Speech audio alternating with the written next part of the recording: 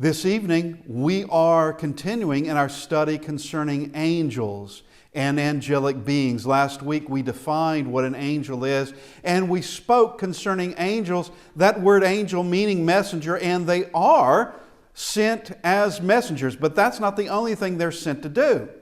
But we see angels as being messengers. Gabriel being a messenger, he goes and speaks to Daniel. Daniel sees him earlier in the book. We're not given his name. And then he comes in later and we find his name. And he speaks concerning the 70 weeks prophecy.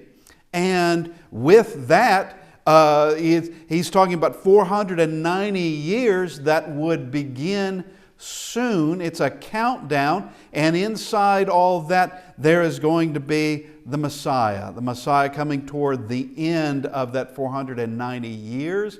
And then Gabriel comes toward the end of all that to announce the birth of John the Baptist and the birth of Christ.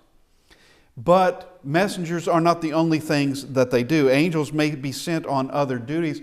In Acts chapter 5 and verse 19, we see a rescue of the apostles. It's an angel that does that. Acts chapter 12 and verse 7, it's a rescue of Peter.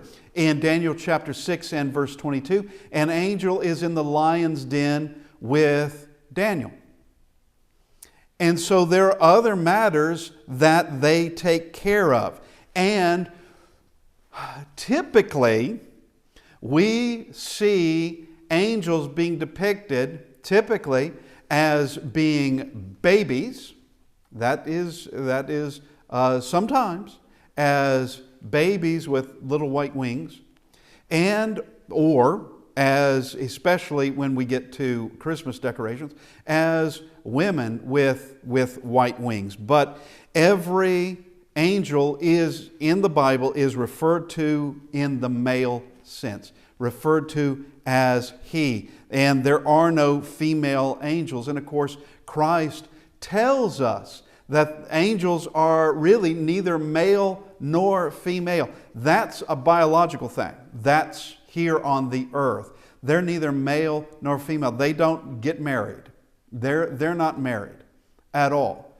They are a different type of being altogether than us, but they are given the pronoun he, him, his exclusively. Plus, we have male names where we're even given a name at all. Michael, Daniel 12, and also Jude 9, Revelation chapter 12. Michael is a male name. And he's also called the archangel. You have Gabriel, and we've talked about him, Daniel chapter 9, verse 21, and also Luke chapter 1, verse 26. And that's a male name. We also have Abaddon or Apollyon, depending on Hebrew name or Greek name. And that is from Revelation chapter 9, verse 11. That is still a male name. And they always appear as men if they're in human form at all. And yes, there are angelic beings that is not a human form at all. Those four living creatures that are around the throne of God in Isaiah 6 and Revelation chapter 4, I would not call them in human form at all. There's none of us that have wings, and they have 6. And they have different faces, and they are frightening to me.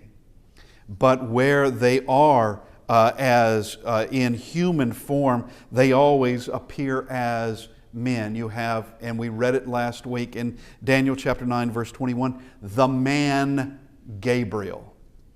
And we discover he's not a man. A matter of fact, we do find in Luke where he is referred to as an angel if we didn't already get it. But it wouldn't take long for us to figure out in Daniel chapter 9, this is no regular man. It's not a man at all. But always referred to as he and him. Revelation chapter 10 and verse 5, the angel whom I saw standing on the sea and on the land raised up his hand to heaven. This is always masculine form. Always. Now, we have to ask the question, are they made in the image of God? We are. Are they made in the image of God? And my only answer is, they have to be. Now, it doesn't say, but they have to be in the image of God. And for reasons that we mentioned last week. One, they are free moral agents. They're not puppets on a string. They can decide for themselves whether they are going to obey God or disobey Him. They can decide, and they have decided. They also are very much self-aware. They can communicate to man. They can communicate to God. They can receive words from God and give that right to mankind. Or that takes an intelligent being to do that, and to do that faithfully. So they are, and aside from that, they are spirits. But now we asked the question last week, and we'll just look at it again briefly this week. So when were they created? Well, we find in Genesis 1:31 that God created all things good, so they are created good. But when are they created? Now, could they have been created during the 6 days that God created this world and everything in this created realm? And the answer is that, yeah, they could have been. Genesis 1 doesn't tell us that. It doesn't tell us that. Could it be that they were created prior to day 1 for us? That is, God saying, "Let there be light." Could they have been created sometime prior to that? And my answer is very possibly. When? I don't know. They are created beings. Angels are created beings. And that means they have to be created. They have to be created at some time. Now, some would say and point that all things were created in the creation week from day 1 to day 6. So it has to be in there. I'm not going to argue with you except for a couple of points. And you can believe as you like on this. It really doesn't matter that much. But we're going to look at something. It doesn't matter that much. But we see that they are created. But I do want to say this, that from eternity, because the Godhead is from eternity to that day 1 for us, where God says, "Let there be light," God created nothing in that span of time, because that's an eternity of time, by the way. Eternity into the past, that He created nothing. I have my doubts on that, but I want us to look at Job chapter 38. Job 38, and we begin in verse 4. I made mention of this last week, but now let's read it. Now, I understand when we are taking something out of the book of Job, that there are things in the book of Job that are spoken between Job and his friends. Some things may be from a flawed understanding. But chapter 38 are the words of God speaking to Job. So this is the absolute truth. This is the truth. So verse 4, Job 38, verse 4, "Where were you when I laid the foundations of the earth? Tell me if you have understanding. Who determined its measurements? Surely you know. Or who stretched the line upon it? To what were its foundations fastened? Or who laid its cornerstone?" And so God is asking these questions concerning Job. Job, since you are so wise, since you're all-knowing, since you have such experience, you must have been at creation. You must have been there. I missed you somehow. Where were you? Can you answer these questions? Can you answer these questions? Of course, Job wasn't there. Adam and Eve weren't even there when this occurred. But we come to the next verse, verse 7. So actually, I want us to read verse 6 again. "To what were the foundations fastened? Or who laid its cornerstones? When the morning stars sang together and all the sons of God shouted for joy." Who is that? Because God is saying there was someone there. The sons of God, that's plural, shouted with joy. Who was that?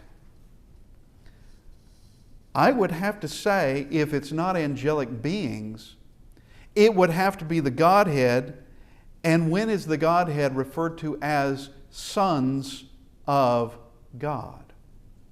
When? Now there is the Son of God, that's the Christ, that is the Son. But these are the sons of God, and they shouted for joy. Now, if we want to talk about who's creating it, who's creating all this, all things were created by the Son. All things were created by that Word. All things were created that were created. He's the one that did it. He's the one that created all things. If they're created, He's the one that did it. But here are those witnessing it. All the sons of God shouted for joy. They were present when these things happen. When what happened? When you have the foundations being established, the cornerstone of creation, when you have all these things going on, they witnessed it. So could it be that they existed, created beings, existed before our day one? I say it's very, very possible that they were. I'm not going to make a huge issue about it, but I think they were. And when it's talking about that everything created in 6 days, that is referring to this material realm and what is covered in Genesis chapter 1 and chapter 2 and nothing else. It's not talking about anything else. It's not talking about when did He create heaven? Well, we don't know. When did He create hell? Well, we don't know that either. Those obviously had to have been created. And so I don't think those are part of the 6 days of creation. I think those are created separate from those days. But it is only speaking of what Genesis 1 and 2 are talking about.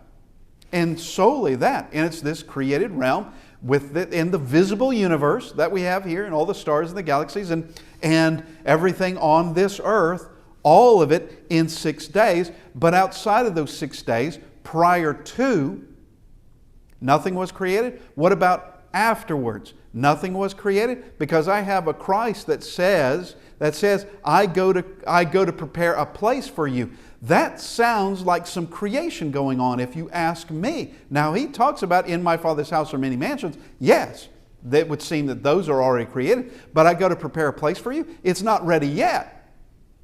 It's not ready yet. He's going to make it ready.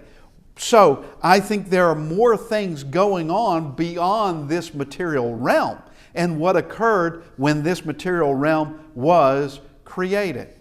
So other things have occurred, and obviously we know they would have to have been.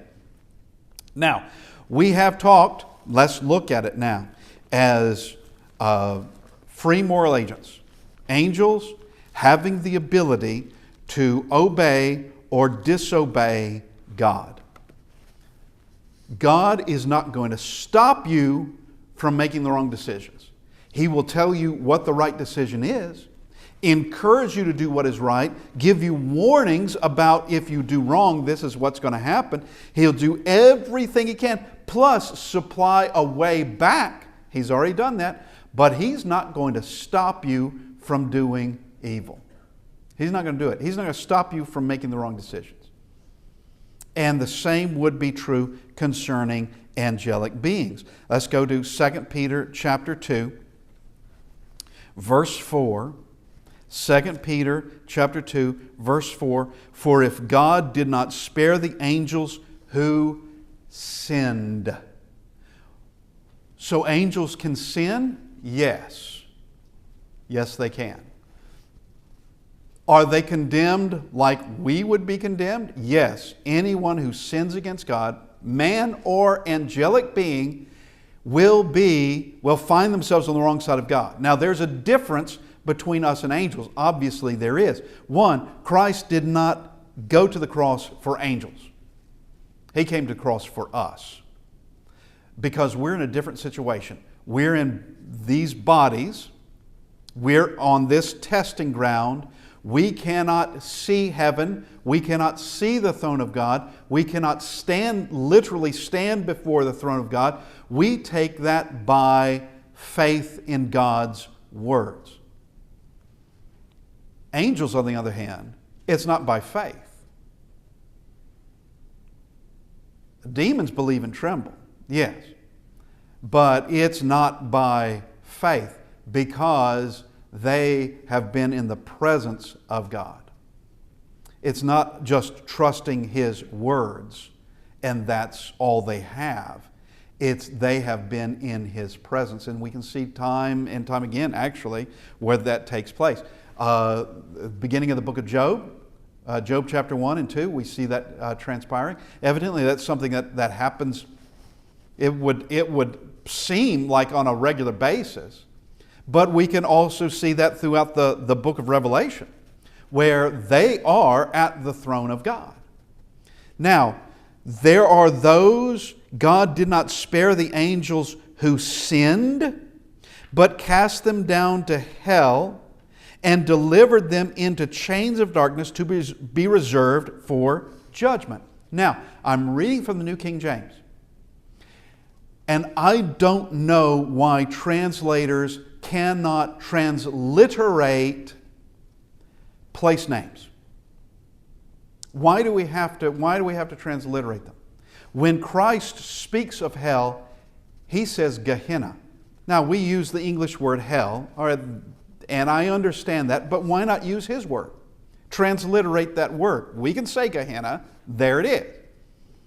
When He says, He talks, such as in Luke chapter 16, He mentions that of Hades. Actually, from the Greek, it's Hades, but it's Hades.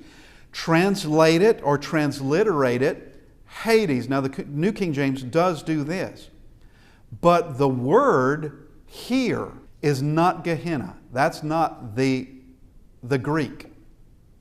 The Greek is Tartarus. That's a different place name. That's a different place name. Just like we have different place names here today, we would not translate the word Miami into Dallas or Dallas into Denver. We have place names. We know where they are. We put them down as this is a distinct place. This is Tartarus. It's not the lake of fire.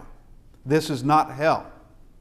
This is Tartarus. Tartarus has a different meaning. It's a different place than Hades. And yes, the audience reading this, readers in the first century, would have known there's a difference between Hades and Tartarus. They would have known it. And using these words, one is the realm of the dead, that's Hades, and Christ uses it that way. Now we have Tartarus. Tartarus is not the realm of the dead, never was. Tartarus yes, it's coming from the Greek, and this is Koine Greek. This is a word that they would have understood. Tartarus is an abyss. Tartarus is, from Greek mythology, is where the Titans were thrown in. All right? It's not, human souls are not thrown in there. That's where Titans were thrown in. Now, here, using that word as a separation between Gehenna and Hades, this is a different place. This is a place where angels have been cast into this and delivered them into chains of darkness to be reserved for judgment. If they were in hell, literally, if they were in hell, why would you bring them up and judge them and cast them back into hell? Why would you do that? Because this says chains of darkness. It doesn't say a lake burning with fire. This is describing a different place. But the point we want to make is twofold. One, angels are free moral agents. They can choose right, they can choose wrong. Angels are punished for doing wrong. They are judged just like we are judged. They are judged. Now, because of our situation, not being like them, because of our situation, the Christ died for us. Because of our situation, we are given mercy and we are given opportunity. Opportunity. I made a mistake. Now I need to return back to God. I'm not sure that the angels are given that opportunity because they stand or have stood in the presence of their Creator. We have not. I cannot see heaven at this moment. I can't see hell. I can't see our Lord and Savior.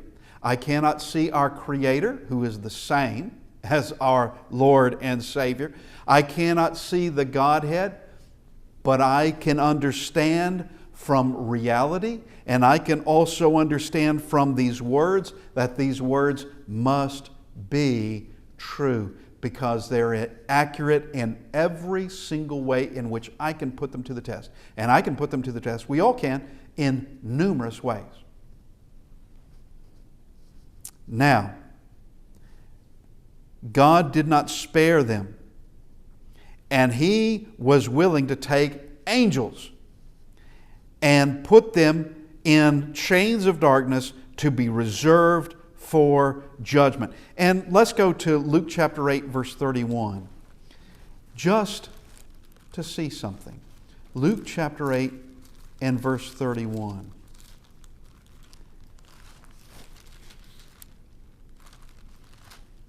And we see these words. Let's just begin in verse 26. Then they sailed to the country of the Gadarenes, which is opposite Galilee. And when he stepped out on the land, there met him a certain man from the city who had demons for a long time, and he wore no clothes, nor did he live in a house but in the tombs. When he saw Jesus, he cried out, fell down before him, and with a loud voice said, "What have I to do with you, Jesus, Son of the Most High? I beg you, do not torment me." So here is this demon-possessed man, and it's the demons who are speaking, not the man. Now, using his voice, no doubt. But they are speaking and they identify him immediately. Now, no man could actually do that upon meeting Jesus of Nazareth. They would see another man among other men. That's what they would see. It isn't until the teaching and the miracles that you would realize, this man's from God. There's something very different about him. He's even different from the prophets. But with the demons, they know exactly who he is. Son of the Most High, I beg you, do not torment me. He knows, this demon knows Christ can do it. Christ has the power. For he had commanded the unclean spirit to come out of the man, for it often seized him, and he was kept under guard, bound with chains and shackles, and he broke the bonds and was driven by the demon into the wilderness.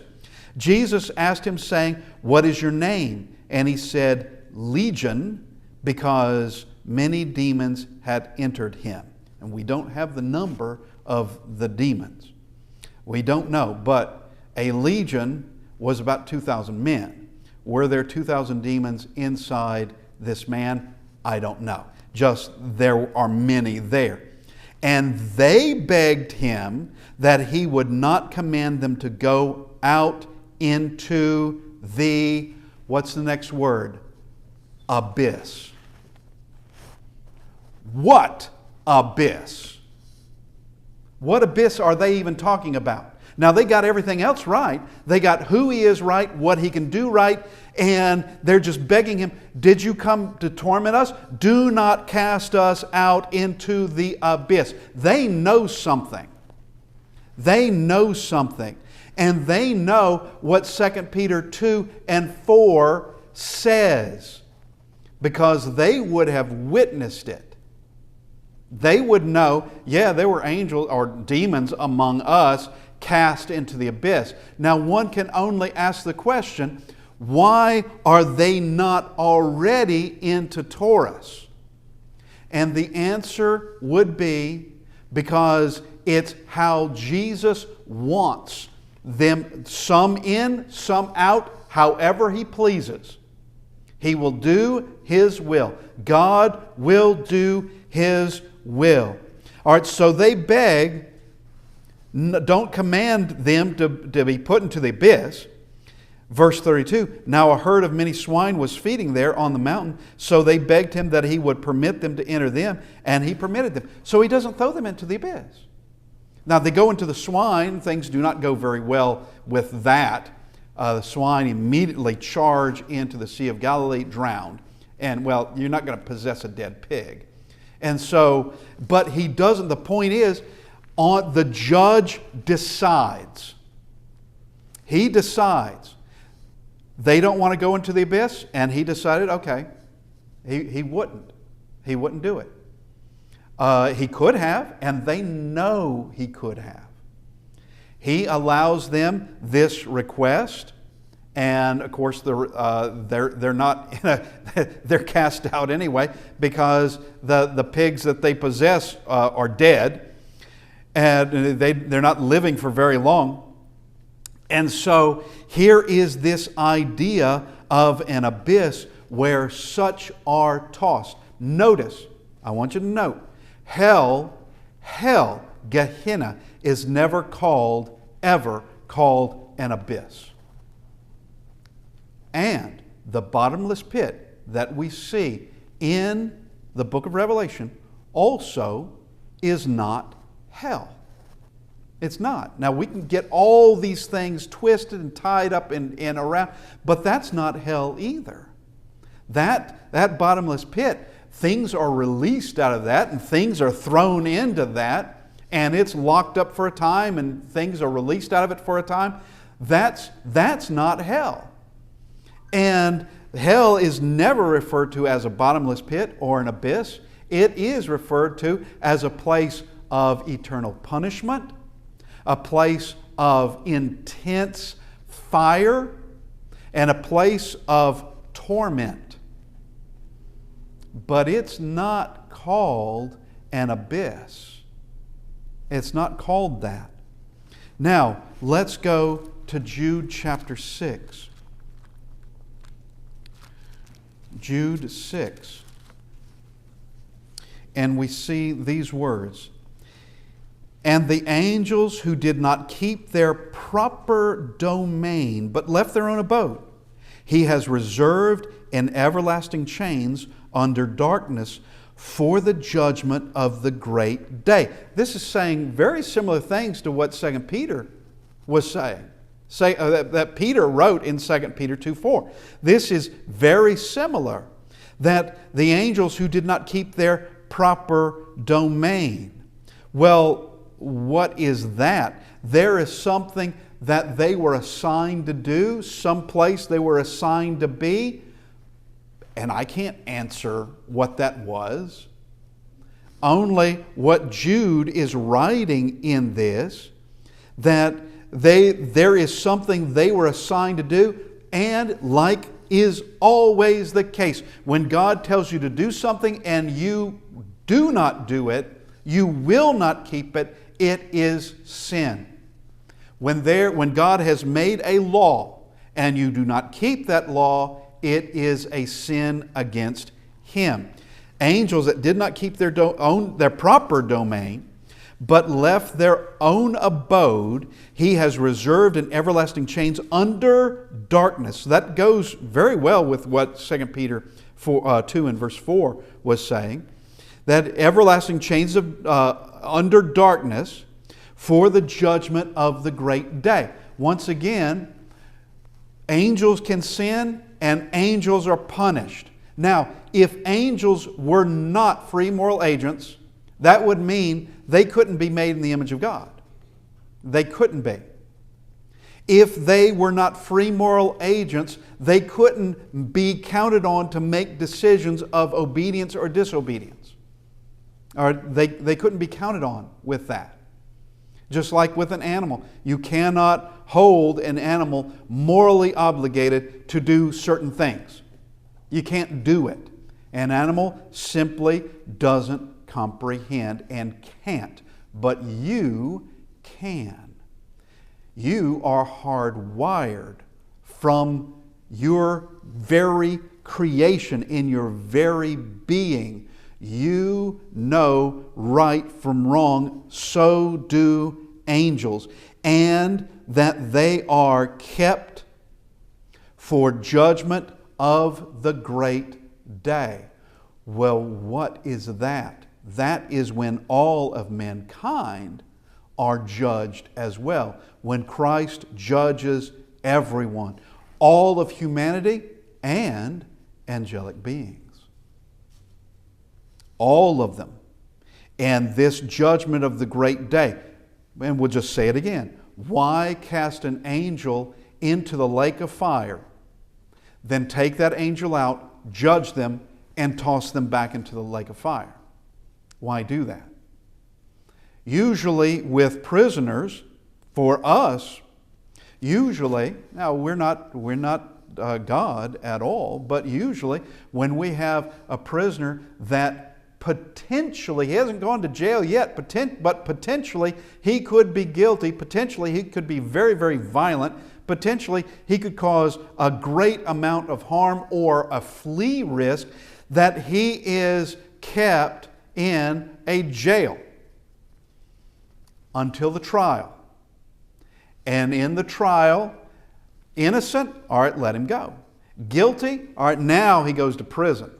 He's been kept in a jail for until we get that guilty. Now he's going to prison. And we can think of the same way here, that of certain angelic beings, that he cast them away simply because of the fact that they have sinned, and he's keeping them, basically keeping them out of our hair, is what he's doing. That's the way I see it. Basically keeping him away from us. Now, this is still a testing ground, so yes, Satan is still doing his thing here, and other and following him, no doubt, are doing the same thing. And it's a matter of temptations that we see from day to day. Will Satan be judged? Yes. With all those other unclean spirits and demons, he will be judged, and they will be cast into hell. And hell was created with them in mind. They are the primary reason hell was created. And Jesus tells us that. But we can join them at our own disobedience. We can join them and be part of that. Now we go to, just quickly, to the book of Job. Go back to the book of Job, and we go to Job chapter 4, and we have these words. Job 4 in verse 18. If he puts no trust in his servants, if he charges his angels with error, how much more those who dwell in houses of clay, whose foundation is in the dust, who are crushed before a moth? Now that's a good question, and that's a good statement. That's very good. And I would have to say, even though this comes from Eliphaz, who is arguing against Job, this is very much in sync with the Bible concerning that the fact that he does charge his angels with error, and how much more those who dwell in houses of clay. Yeah, that would be us. Our bodies, well, those houses of clay. That would be us. We can't escape that judgment either. Now, I want to say this because it is true. All right, so we have angels who sinned, and they are cast in, after judgment, they're cast into hell. Those that have sinned, they're cast into hell. We have mankind, those that sinned and did not return back to God. They're cast into hell as well. And one can ask the question, Wouldn't that be somehow unfair? Because they saw the throne of God and we didn't. They saw God themselves, disobeyed, but we never saw God. So how could we be held to the same kind of standard of being cast away into hell, that same punishment? How could we be like that? And the answer is very simple. We have Christ. They don't. We have Christ. And by sinning, we tread right over the Son of God who died for us. Is that not truly a wickedness? Yes. Yes, it is. And something that angels can't do, because He did not die for them. But we can do that, which puts us in the same sort of punishment, potentially, as those angels. Now, next week, I hope to continue in this, because it is a study that has a lot of lessons for us as to who angels are, what they can and cannot do, and the fact that Christ and the Godhead has a different love for us. Those angels are described as ministers for us. They're described as that. As we read last week from the book of Revelation, John was about to worship a particular angel, and that angel said, "Don't do that," and says, "I am a fellow minister, just like your brethren, just like the prophets. I am nothing greater than that." Christ offers us help. Christ gives us everything we need. God has given us everything we need. Are we accepting the gift? There's the question. Are we truly mindful of Him and His will? We ask this evening that we look at our lives. Judgment will be here, and in that day, yes, all of humanity judged from first to last, and these angels also judged, including Satan. Satan is always a loser. He has never won the first battle. Satan is, actually, I would refer to him as loser number one. The worst, and he is going to be punished eternally. We don't want to join him in that. We want salvation. We want Christ. This evening, if you need to respond to the invitation, we ask that you come as we stand and sing.